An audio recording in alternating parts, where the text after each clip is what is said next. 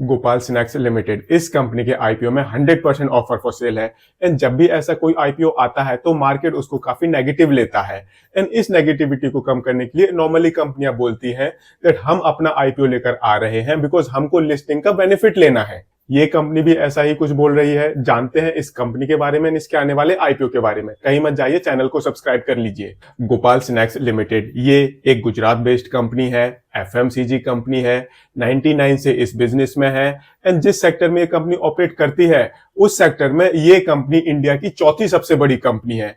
And जो इस company का प्रोडक्ट पोर्टफोलियो है उसमें 84 डिफरेंट टाइप्स के प्रोडक्ट हैं। बेसिकली ये कंपनी गठिया बनाती है, नमकीन बनाती है, एक्सट्रूडेड स्नैक्स बनाती है, वेफर्स बनाती है, पापड़ बनाती है, मसाले भी ये कंपनी बनाकर बेचती है। उसके अलावा ये कंपनी रस्क बनाती है एंड और भी काफी सारे प्रोडक्ट हैं। बेसिकली जो इस कंपनी का प्रोडक्ट पोर्टफोलियो है वो बहुत बड़ा है। ये कंपनी 31 डिफरेंट टाइप्स की नमकीन बनाती है। उसके अलावा ये कंपनी 12 डिफरेंट टाइप्स के स्नैक्स पैलेट्स बनाती है। ऐसे ही 8 डिफरेंट टाइप्स की गठिया एंड वेफर्स बनाती है। 6 डिफरेंट तरह के इस कंपनी के स्पाइसेस हैं। 5 डिफरेंट टाइप्स के एक्सट्रूडेड स्नैक्स हैं। इस कंपनी के 4 डिफरेंट टाइप्स के पापड़ हैं। बेसन भी ये कंपनी बेचती है। एंड इसके अलावा इस कंपनी के 8-9 और भी डिफरेंट प्रोडक्ट हैं। एंड साथ ही साथ ये कंपनी टाइम टू टाइम नए प्रोडक्ट्स को लॉन्च भी करती रहती है। एंड अगर कोई नया प्रोडक्ट चल पड़ा तो वो परमानेंटली इस कंपनी के प्रोडक्ट पोर्टफोलियो में ऐड हो जाता है। एंड अगर नहीं चला तो उसको ये कंपनी बंद कर देती है। जैसे अभी इस कंपनी ने नूडल्स भी लॉन्च किए हैं। एंड जो ये इस कंपनी के बहुत सारे प्रोडक्ट्स हैं इनको इस कंपनी ने 3 कैटेगरीज में डिवाइड किया हुआ है: ethnic snacks, western snacks and other product. And जो ये इस कंपनी के प्रोडक्ट्स हैं इनको बनाने के लिए इस कंपनी की 6 डिफरेंट मैन्युफैक्चरिंग फैसिलिटीज हैं। एंड जो ये इस कंपनी के प्रोडक्ट्स हैं ये इंडिया के 12 डिफरेंट स्टेट्स में बेचे जाते हैं, इंक्लूडिंग 2 यूनियन टेरिटरीज। एंड जिस इंडस्ट्री में ये कंपनी ऑपरेट कर रही है, जो इस कंपनी के प्रोडक्ट्स हैं, वहां पर अगर हम इंडस्ट्री वाइड देखें तो इस इंडस्ट्री के अंदर एक्सपेक्टेड है दैट ये एक इंडस्ट्री की जो रेवेन्यू है वो 10 से 11% के सीएजीआर से आगे भी ग्रो होती रहेगी काफी लंबे टाइम तक। ये किसी भी कंपनी के लिए काफी पॉजिटिव माना जाता है बिकॉज इंडिविजुअली कंपनियां तो ग्रो करती ही हैं, बट अगर पूरी इंडस्ट्री का फ्यूचर ही ब्राइट है तो नॉर्मली मान के चला जाता है दैट जो उस इंडस्ट्री की कंपनियां हैं उनका फ्यूचर तो ब्राइट होगा ही होगा। सो इस कंपनी का साइज, इस कंपनी के प्रोडक्ट, इस कंपनी की इंडस्ट्री, ये सब कुछ एक इन्वेस्टमेंट पॉइंट ऑफ व्यू से काफी अच्छा है। हाँ, वन मोर थिंग, कोई कंपनी कैसी है, उसको चलाने वाले लोग कैसे हैं, ये आपको कैसे पता चलेगा? तो इसके लिए अगर आपको पता चले दैट उस कंपनी के अगेंस्ट, उस कंपनी के प्रोमोटर्स के अगेंस्ट किस तरह के केसेस चल रहे हैं, अगर आपको वो चीज पता चल जाएगी तो आप नॉर्मली कहीं ना कहीं एस्टिमेट कर सकते हो कंपनी बहुत बढ़िया है, प्रोमोटर्स भी बहुत बढ़िया हैं, तो फ्यूचर में कंपनी आपको अच्छे रिटर्न्स दे, इसके चांसेस भी बढ़ जाते हैं। तो अगर हम इस कंपनी के अगेंस्ट चल रहे केसेस को देखें तो बेसिकली जो ये कंपनी है, जो ये इस कंपनी के प्रोमोटर्स हैं, उनके अगेंस्ट ज्यादातर फूड से रिलेटेड केसेस चल रहे हैं, टैक्सेशन से रिलेटेड केसेस चल रहे हैं। जो ये इस कंपनी के अगेंस्ट लीगल केसेस चल रहे हैं वो इस कंपनी के लिए नेगेटिव तो बिल्कुल भी नहीं है। हाँ, एक चीज नेगेटिव है दैट जो इस कंपनी के अगेंस्ट टैक्सेशन से रिलेटेड केसेस चल रहे हैं उसमें जो अमाउंट इन्वॉल्व है वो बहुत बड़ा है। उसमें अप्रोक्सीमेटली 45 करोड़ रुपए का अमाउंट इन्वॉल्व है। नाउ अब अगर इन केसेस का आउटकम नेगेटिव आता है तो कंपनी को 45 करोड़ रुपए नहीं देने पड़ेंगे, कंपनी को मोर देन 100 करोड़ रुपीस देने पड़ेंगे। बिकॉज जब इस तरह के केसेस डिसाइड होते हैं उसमें काफी लंबा टाइम लग जाता है। एंड जब इतना टाइम लगता है तो जो फाइनल अमाउंट पेबल होता है उसमें इंटरेस्ट भी पे करना पड़ता है एंड पेनल्टी भी पे करनी पड़ती है।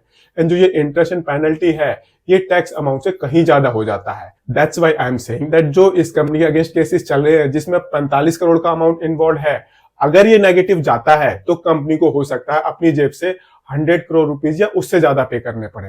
एंड अगर आप 100 करोड़ रुपीस को इस कंपनी की प्रॉफिटेबिलिटी के साथ कंपेयर करोगे तो वो बहुत बड़ा अमाउंट है बिकॉज ये इस कंपनी के अप्रोक्सीमेटली 1 साल के प्रॉफिट के बराबर है। सो इस कंपनी के प्रोडक्ट, इस कंपनी का साइज, इस कंपनी की इंडस्ट्री, ये इन्वेस्टमेंट पॉइंट ऑफ व्यू से काफी अच्छा है। तो अब देखते हैं दैट जो ये इस कंपनी के फाइनेंशियल्स हैं वो इस कंपनी के बारे में क्या बताते हैं। तो अगर हम इस कंपनी का टोटल एसेट बेस देखें तो मार्च 2021 में इस कंपनी के टोटल एसेट्स थे 342 करोड़ रुपीस के। ये मार्च 2022 में 400 करोड़ रुपीस तक पहुंच गए हैं। मार्च 2023 में इस कंपनी के टोटल एसेट्स वो 460 करोड़ रुपीस को क्रॉस कर गए हैं। बट इस कंपनी के एसेट्स वो सितंबर 2023 में थोड़े से कम हुए हैं एंड वो 434 करोड़ रुपीस के लेवल पर आ गए हैं। ऐसे ही अगर हम इस कंपनी की रेवेन्यू देखें तो वहां पर हमें एक स्टेडी ग्रोथ देखने को मिल रही है। इस कंपनी की टोटल रेवेन्यू वो मार्च 2021 में थी 1130 करोड़ रुपीस की, ये बढ़कर मार्च 2023 में अप्रोक्सीमेटली 1400 करोड़ रुपीस तक पहुंच गई है। एंड टिल सितंबर 2023 इस कंपनी ने 677 करोड़ रुपीस की रेवेन्यू ऑलरेडी क्लॉक कर ली है। तो नॉर्मली हम मान सकते हैं दैट ये company financial year 23-24 approximately 1400 crore की रेवेन्यू पर क्लोज करेगी। एंड जो ये कंपनी है ये अप्रोक्सीमेटली 30% के ग्रॉस मार्जिन, 14% के एबिटा मार्जिन एंड 8% के पैट मार्जिन पर ऑपरेट कर रही है। एंड ऐसे ही अगर हम इस कंपनी का प्रॉफिट क्वांटम वाइज देखें तो जो इस कंपनी की सेल्स ग्रोथ है उसके कंपेयर में जो प्रॉफिट ग्रोथ है वहां पर हमें एक जबरदस्त ग्रोथ देखने को मिल रही है। मार्च 2021 में इस कंपनी का टोटल प्रॉफिट था अप्रोक्सीमेटली 21 करोड़ रुपीस, ये अगले साल ये 41 करोड़ रुपीस के आसपास पहुंच गया है। एंड मार्च 2023 में इस कंपनी का ये टोटल प्रॉफिट ये 100 करोड़ रुपीस को क्रॉस कर गया है, ये 112 करोड़ रुपीस के आसपास था। एंड सितंबर 2023 फर्स्ट 6 मंथ में इस कंपनी ने ऑलरेडी 56 करोड़ रुपीस का प्रॉफिट कमा लिया है। That means there are high chances that financial year 23-24 ये company approximately 120 to 150 crore rupees के प्रॉफिट पर क्लोज करेगी। ये मैं इसलिए बोल रहा हूं दैट फर्स्ट 6 मंथ के अभी इस कंपनी ने फाइनेंशियल्स दिखाए हैं, नेक्स्ट 6 मंथ के अभी पेंडिंग है। एंड उन नेक्स्ट 6 मंथ में हमें काफी बड़ा फेस्टिव सीजन देखने को मिलता है, न्यू ईयर वाला भी टाइम आता है एंड उसके बाद भी काफी सारे फेस्टिवल्स आते हैं। एंड फेस्टिवल्स में जो इस कंपनी के प्रोडक्ट्स हैं नॉर्मली उनकी डिमांड काफी ज्यादा बढ़ जाती है। एंड जो ये इस कंपनी का बिजनेस मॉडल है ये काफी कैश रिच बिजनेस मॉडल माना जाता है। एंड ये इस कंपनी के ऑपरेटिंग कैश जनरेशन में दिख भी रहा है। इस कंपनी का जो ऑपरेटिंग कैश जनरेशन है एंड उसको अगर आप प्रॉफिट से कंपेयर करोगे तो आप मान के चलो दैट जितना ये कंपनी प्रॉफिट कमाती है उतना ही इस कंपनी का कैश रियलाइजेशन भी है, ये काफी अच्छा माना जाता है। ऐसे ही अगर हम इस कंपनी का डेट देखें तो वो इस कंपनी की रेवेन्यू के हिसाब से, इस कंपनी की प्रॉफिटेबिलिटी के हिसाब से एक कंट्रोलेबल पोजीशन पर है। इस कंपनी का टोटल डेट ये मार्च 2021 में था 140 करोड़ रुपीस के आसपास का, जो कि घटकर मार्च 2023 में 106 करोड़ रुपीस के आसपास है। एंड ये सितंबर 2023 में तो और घटा है, ये 40 करोड़ रुपीस से नीचे आ गया है। ये कंपनी जब चाहे तब डेट फ्री कंपनी बन सकती है। एंड ये कंपनी अप्रोक्सीमेटली 16% की return on equity and approximately 21% की रिटर्न ऑन कैपिटल एम्प्लॉयड पर ऑपरेट कर रही है। जो ये इस कंपनी का बिजनेस है, इस कंपनी की मार्केट पोजीशन है, काफी अच्छी है। ऐसे ही जो इस कंपनी के फाइनेंशियल्स हैं वो भी इस कंपनी के बारे में काफी अच्छी पिक्चर दिखा रहे हैं। एंड इस कंपनी को पैसों की जरूरत तो बिल्कुल भी नहीं है, स्टिल ये कंपनी अपना आईपीओ लेकर आ रही है, बिकॉज ये जो करंट में टाइम चल रहा है ये आईपीओ लाने का एक बेस्ट टाइम है।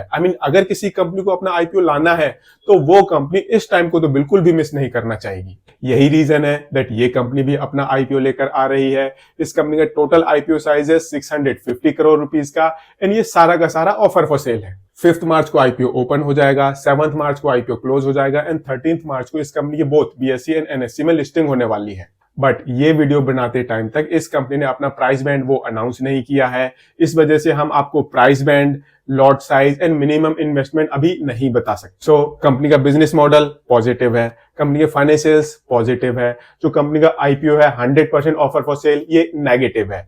अब देखते हैं दैट ये कंपनी अपने कंपटीशन में किस तरह से परफॉर्म कर रही है।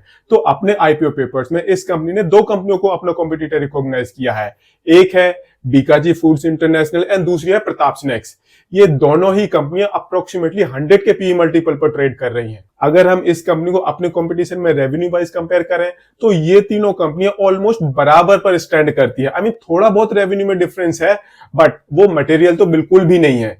बट जो ये कंपनी है इसके gross margins, EBITDA margins and PAT margins वो अपने कंपटीशन में सबसे बेस्ट है। बेसिकली जो ये कंपनी है बिजनेस बहुत बढ़िया है, कंपनी के फाइनेंशियल्स भी बहुत बढ़िया हैं, ये जो आईपीओ है ये 100% ऑफर फॉर सेल है। एंड अगर ये कंपनी अपना आईपीओ अब आपको इस आईपीओ को सब्सक्राइब करना चाहिए, नहीं करना चाहिए, take your decision carefully, investment advisor से कंसल्ट करने के बाद लें। बट नॉर्मली देखा गया है दैट जो इस तरह की कंपनियां होती हैं वो अपने इन्वेस्टर्स को अच्छे खासे रिटर्न्स देती है एंड वो हमने विटनेस भी किया है। बीकाजी फूड इस कंपनी ने अच्छे खासे रिटर्न्स दिए हैं, प्रताप स्नैक्स ने भी अपने इन्वेस्टर्स को अच्छे खासे रिटर्न दिए हैं।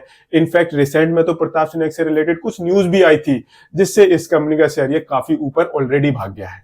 अगेन इन्वेस्ट करना है, नहीं करना, टेक योर डिसीजन केयरफुली। अगर वीडियो पसंद आया हो इसे लाइक शेयर जरूर करें, चैनल को सब्सक्राइब करें। थैंक